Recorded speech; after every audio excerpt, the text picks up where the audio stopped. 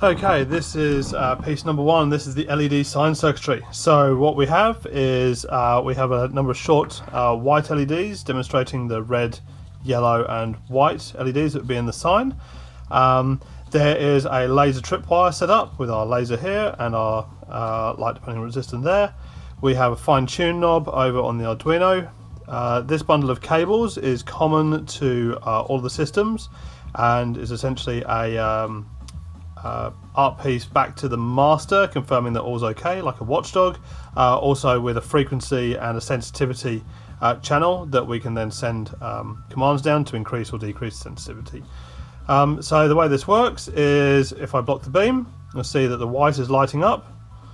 Obviously this timing will be slower for the actual installation piece. And what this is doing is it's counting the number of times in a 60-second period that the tripwire is activated.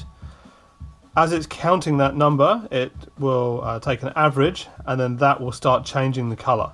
So you'll see nothing happens at first. And the reason we've done this is so that if someone's standing in the beam, it's not going to basically go straight to red. But if the number of people going through per minute decreases, it should return to normal quite quickly. Whereas if it goes off quite quickly, it should go red quite quickly too.